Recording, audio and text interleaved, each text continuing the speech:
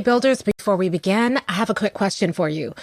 Are we connected on social media? The reason I'm asking is because as much as I love giving you the podcast episode every single week, I'd love to take our relationship deeper. So if we're not connected on social media, let's connect. I'm on LinkedIn at Robyn_MindSteps. I'm on Twitter at Robyn_MindSteps. I'm on Facebook at Robyn Jackson. Please, let's connect so we can keep the conversation going. Now, on with the show. You're listening to the School Leadership Reimagined podcast, episode 265. How do builders like us make a dramatic difference in the lives of our students in spite of all the obstacles we face? How do you keep your vision for your school from being held hostage by resistant teachers, uncooperative parents, ridiculous district policies, or a lack of time, money, or resources? If you're facing those challenges right now, here is where you'll find the answers, strategies, and actionable tips you need to overcome any obstacle you face. You don't have to wait to make a difference in the lives of the people you serve. You can turn your school into a success story right now with the people and resources you already have. Let's get started.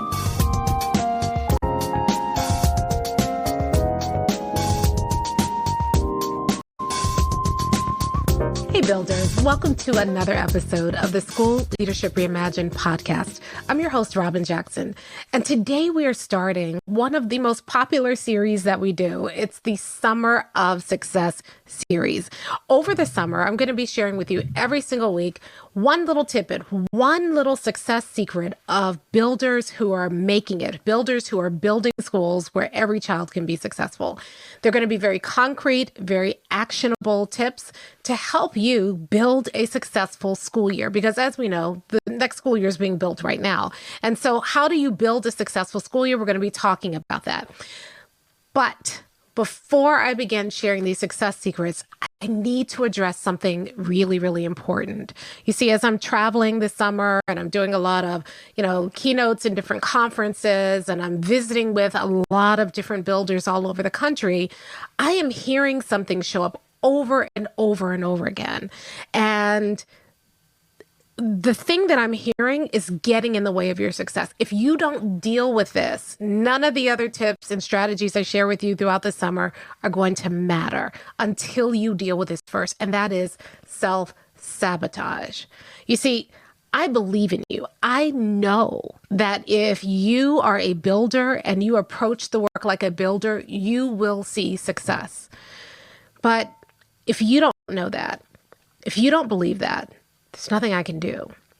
And so what I want you to do today is I want you to use this episode as kind of a self-check, because self-sabotage is really, really sneaky. It's not something that's obvious. We're not intentionally sabotaging ourselves. Nobody wants to intentionally fail, but we're doing things that are setting us up for failure and we don't even realize it. It's so sneaky. It's so subtle.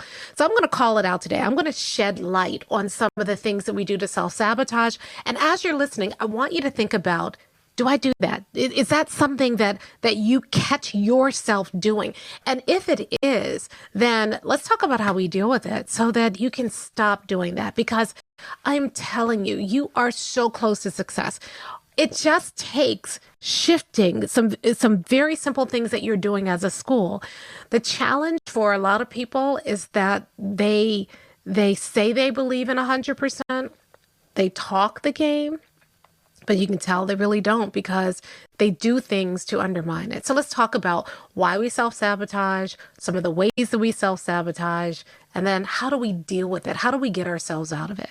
Okay, so first of all, let's talk about the big number one thing that I see for self-sabotage is that people say they believe in 100%. They recite all means all. They applaud, when I'm giving a keynote and I'm saying we have to do 100%. They say yes, but they don't really believe that 100% is possible, or at least possible for them. They just don't. And the way that you can tell is that you create a vision that's vague. The vaguer your vision, the more I know you don't believe in 100%. The more specific your vision, the more I know you do believe in 100%. So let me give you an example of a vague vision. 100% of our students will meet their full potential. 100% of our students will show growth each year. I have no idea what that means. It makes you feel good because you're saying 100%, but just slapping 100% in front of the same old vision that you were doing before, or some version of that, does not make you a builder. See, if you really believe in 100%, then you know what that looks like. You know you want 100% of your kids reading at or above grade level. You want 100% of your students proficient or above. You want 100% of your students graduating in 4 years. You want 100% of your ninth graders to make it to 10th grade. You want 100% of your students, your high school students, to earn all their credits every single year. See, you see how specific those are and how individual those are. When you truly believe in it, you're not trying to create 100% vision to get it right or to get the A or to show, look, I'm a builder. Your 100% vision is driven by the passion that you have for your students. It's driven by the sense of commitment and focus that you have for your students. And so it can't help but be specific because you're not thinking about, oh, how do I cosplay as a builder? You're thinking about, how do I actually fulfill the promise to my kids, because you believe in 100%. Now, here's why a lot of people don't believe in 100%. They've never seen it happen. They don't believe they can get there. They're afraid to say it because of how they're looked to other people. And there's no shame in that. That is perfectly normal. Every builder who's been successful has gone through those emotions. When I first started talking about 100% success, all of these self-doubts came up. I started thinking about, well, I never did it when I was an administrator. So how do I have the right to say that we should do it? But then I started thinking about, I never did it as an administrator, but I did do it as a teacher. And when I became an administrator, that's where I was evolving. That's where I was working towards. And the more that we did that, the more success we saw. So in a way, I have done it as an administrator. Not only that, but the administrators that I coach have all done it. So even though I had that self-doubt, I started talking myself down. I started saying, even if I haven't done that exact thing, what have I done? What evidence do I already have that I've done that? So some of you are thinking, well, I haven't been able to do it thus far. And yeah, that's true. But have you gone all in on buildership? Maybe the reason you haven't done it is because you're trying to do leadership stuff, and leadership stuff is not designed to get you to 100%. So you're getting from leadership what leadership was designed to give you, which is to maintain the status quo. So you've never, ever really tried. Have you ever achieved 100% success in your classroom? No. Have you ever taken a simple student, a student who everybody else struggled with, and you were able to get that student to be successful? And the answer is yes. Then you've done it. You just haven't done it to scale. So if you're feeling that self-doubt, if you're feeling like, but I've never done it, I'm not sure I could do it, then just go look in your life for evidence of something you have done, of times when you have achieved 100%, of times where you have taken a kid that nobody else was able to help, and you helped that kid succeed. Because if you've done that, then you've already demonstrated you know how to reach every kid. You just haven't done it at the scale of a whole school.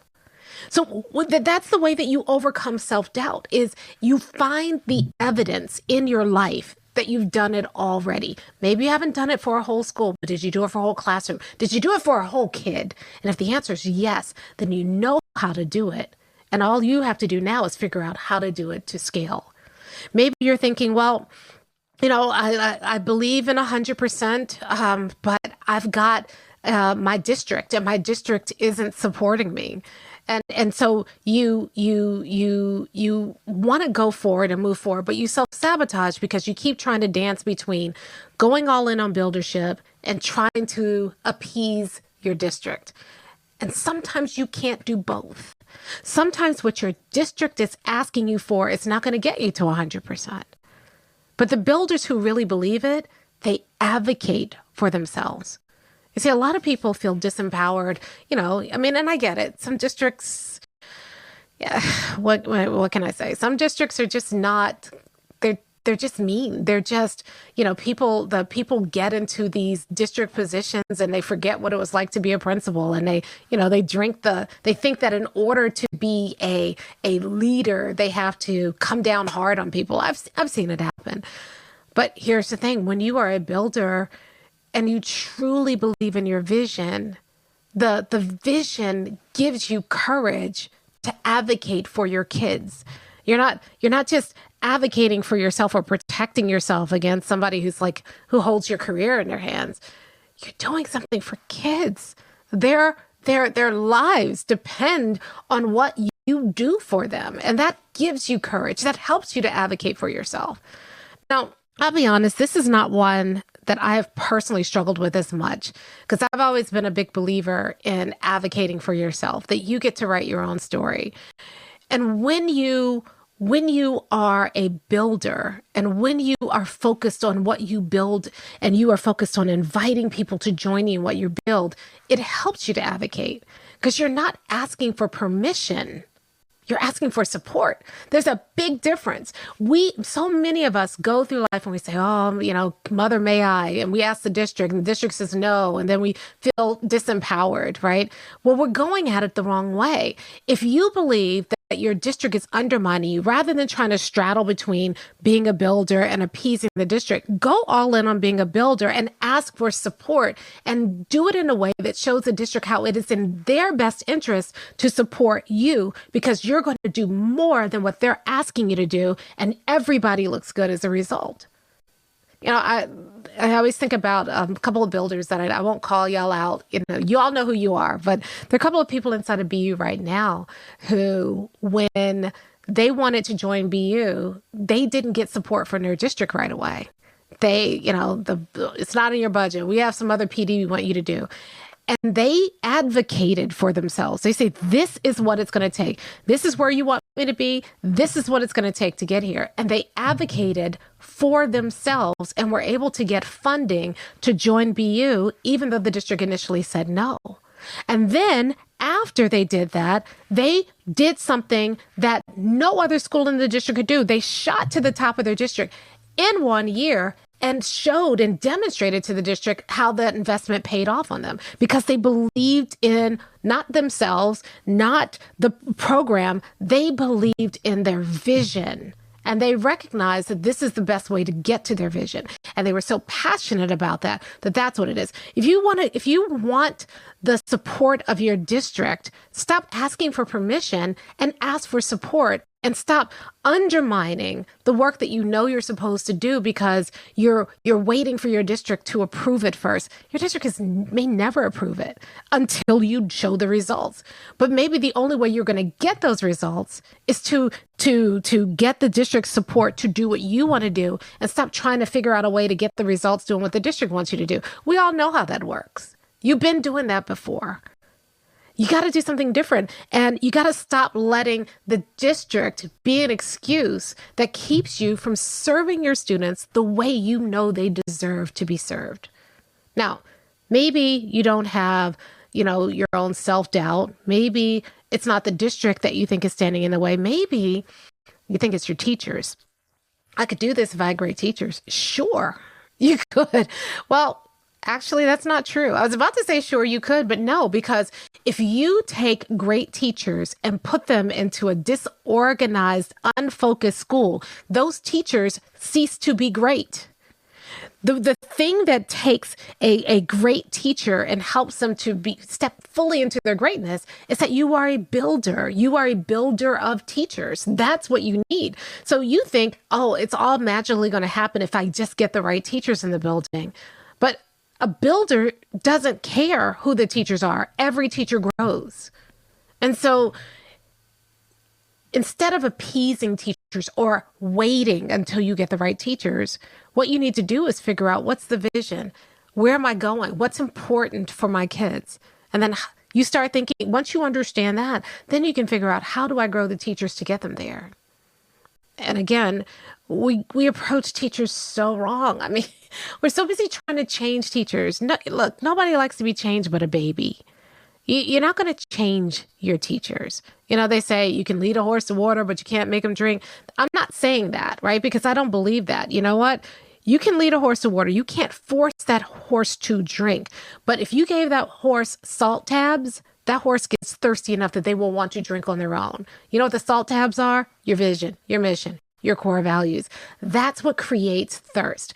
I don't worry about trying to force horses to drink, or I don't get into the situation where I'm, oh, well, I can't make them drink, so I'm stuck. Instead, I figure out, what do I need to do to make them thirsty? And that's what a builder does. So if you are self-sabotaging because you are blaming teachers, that is just an excuse. Because if you were focused on your vision, if you put that vision in place and the mission and the core values, you can create the kind of thirst that makes people want to drink.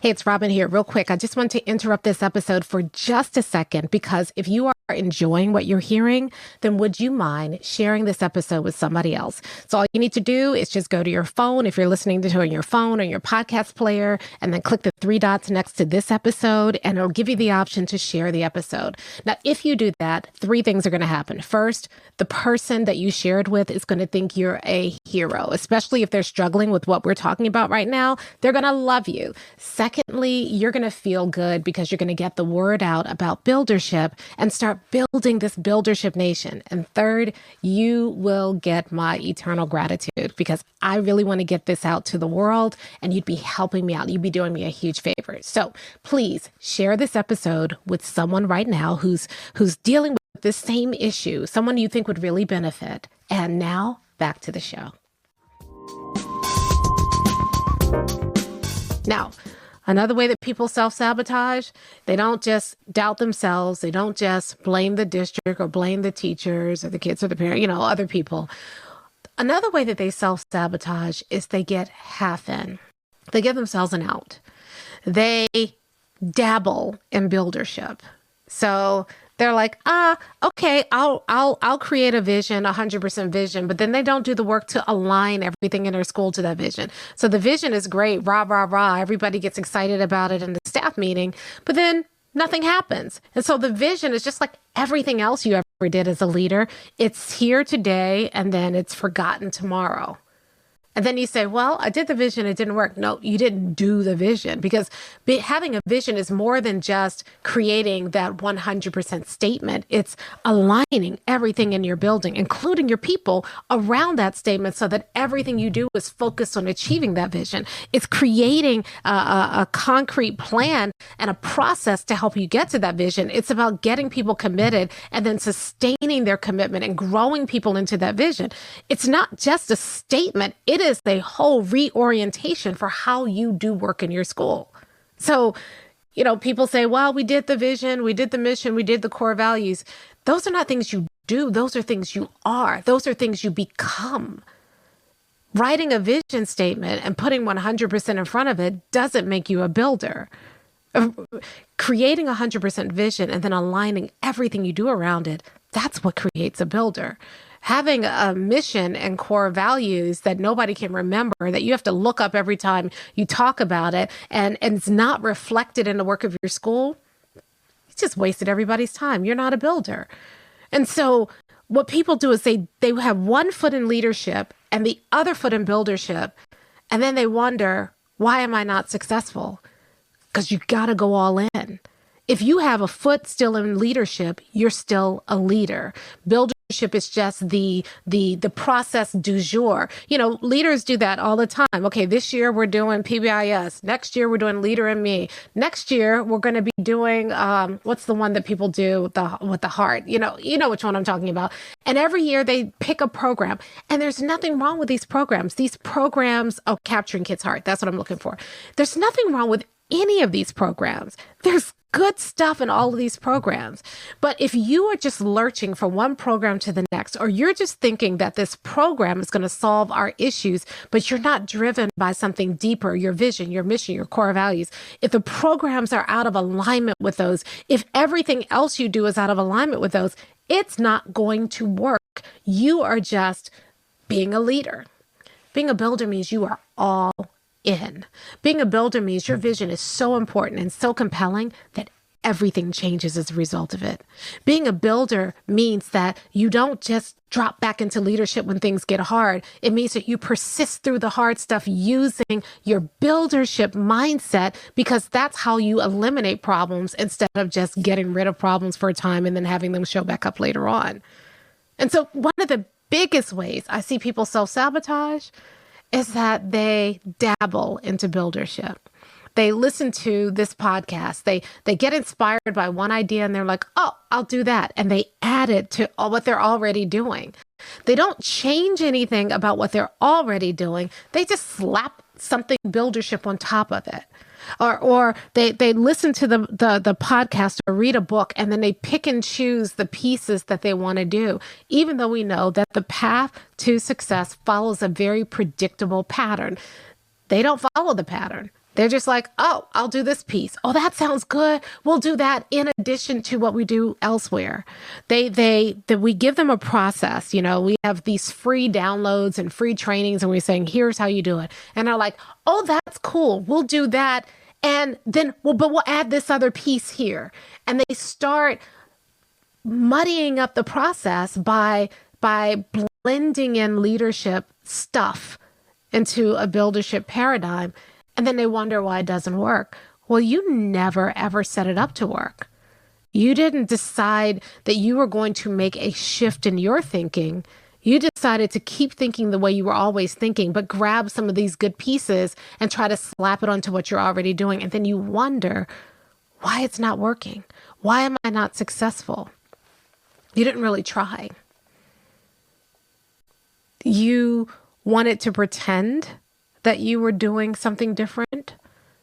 You wanted to pretend that you were doing something new, but you're doing the same thing you do every year, which is look for the latest thing, the coolest thing, the most interesting, the thing that captures your attention for this moment, and then dabbling in it. Self-sabotage. If you want to be successful, the number one thing you have to do is commit. And we give ourselves a lot of excuses for not fully committing. I'm busy.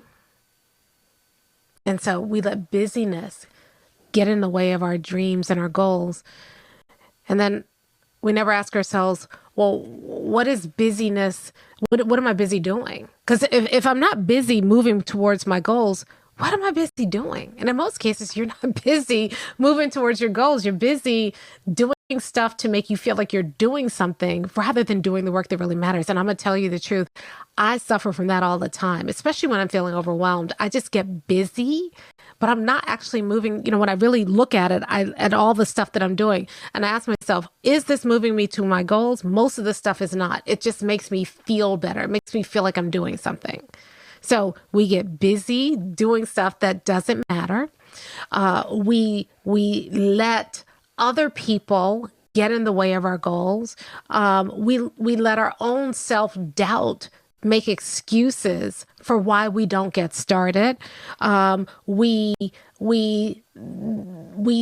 dabble in it, again, picking and choosing pieces, but never going all in part because either we aren't convinced about going all in, or we want to be right, so we want to do it our way, or we're afraid to go all in because we're afraid of what that might mean.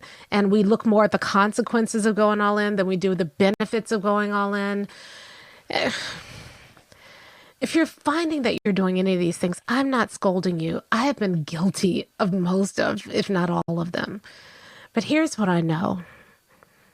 Every time that I doubt myself and I let those doubts prevent me from getting started, every time that I try to appease other people and be what they think that I should be rather than what I know I need to do, every time I don't fully commit and I just kind of dabble in stuff, I sabotage my own success.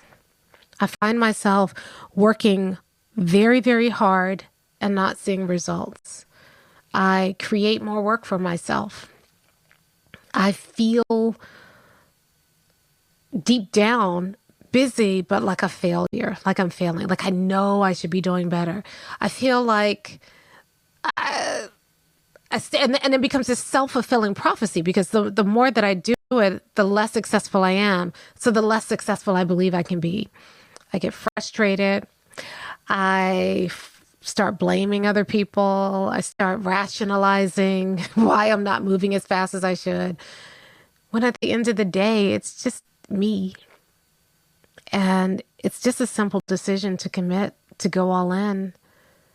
It's just a simple decision to focus on the right work and ignore everything else. And once I do that, not only do I feel instantly clear, instantly focused, instantly better, but it's just a short period of time before success follows. We're going to be talking about the success that you could have this summer, the things that it takes to get there. And there's nothing complicated. It's simple, it's doable, and the payoff is nearly instant. The things that I'm going to be sharing with you this summer work. I've seen people do it and it works. The same people who are in the same situation as you're in, dealing with the same challenges you're dealing with, who found a way to make it work. And most importantly, I know without a shadow of a doubt that it will work for you. How do I know that?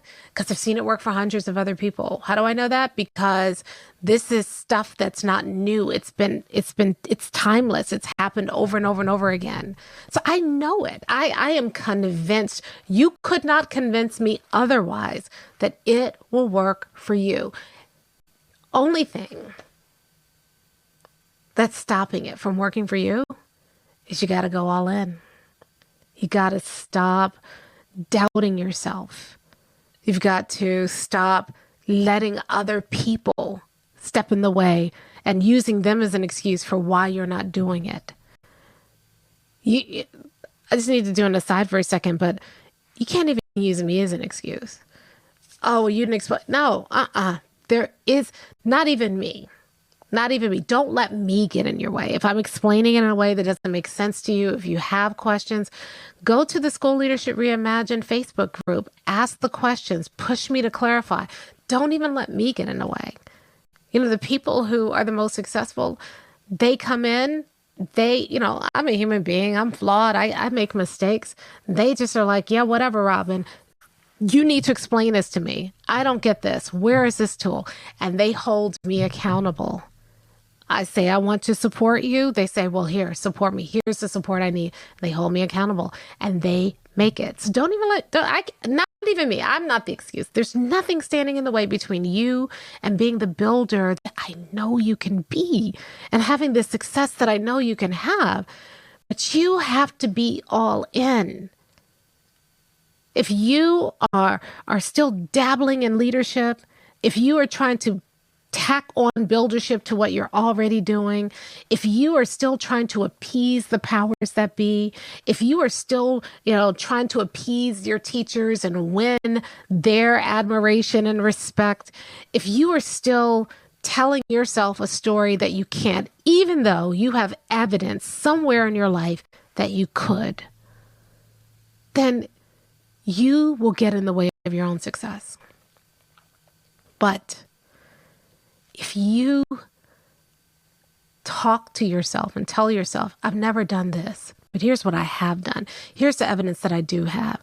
I may not have ever achieved 100% in my school, but I know that I have reached kids that nobody else can reach. I may not have ever achieved 100% in my school, but I know that I am tenacious because I did this or that in my life that has nothing to do with work. And I know I can take that same tenacity to my work and I know I can make it. If you stop asking for permission and start advocating for yourself with your district and asking for their support, if you stop trying to appease your teachers and trying to force them to change before you change, and instead go out ahead and start building and then invite them to join you in what you're building and create that thirst. If you will stop dabbling in this, that, and the other, and every 2 seconds you're trying something new, and just stop and just focus on being a builder, you will be successful. Period.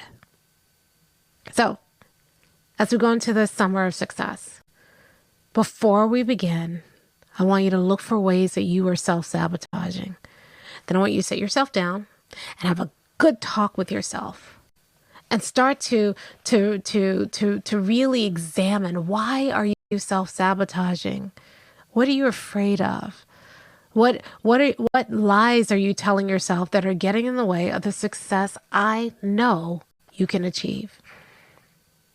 And let's stop self-sabotaging so we can really take these success secrets and leverage them to have a year unlike any year you've ever had, to be the principal that you've always wanted to be, to make the impact that you were sent here, put on this earth to make. That's what I want for you this summer. That's what we're going to be working towards. I can't do it for you. So my invitation to you this week is to figure out how you're self-sabotaging. Start dealing with that. And then let's build your success together like builders. I'll talk to you next time.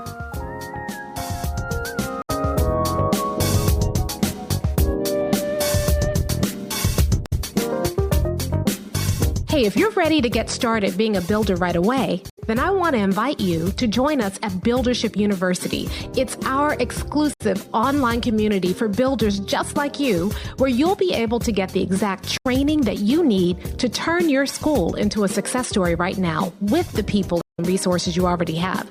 Inside, you'll find our best online courses, live trainings with me, tons of resources, templates, and exemplars, and monthly live office hours with me where you can ask me anything and get my help on whatever challenge you're facing right now. If you're tired of hitting obstacle after obstacle and you're sick of tiny little incremental gains each year, if you're ready to make a dramatic difference in your school right now, then you need to join Buildership University. Just go to buildershipuniversity.com and get started writing your school success story today. Hey, it's Robyn here, and I want to thank you for listening to today's episode. Now, if you have a question about today's episode, or you just want to keep the conversation going, did you know that we had a School Leadership Reimagined Facebook group? All you need to do is go to Facebook, join the School Leadership Reimagined Facebook group. Now, there are going to be a couple of questions that we ask at the beginning because we want to protect this group and make sure that we don't have any trolls come in, and that it really is for people who are principals, assistant principals, district administrators. So make sure you answer those questions or you won't get in, but then we can keep the conversation going. Plus, we do a lot of great bonus content. I'm in there every single weekday. So if you have a question or comment about the episode, let's continue the conversation. Join us at the School Leadership Reimagined Facebook group, and I'll talk to you next time.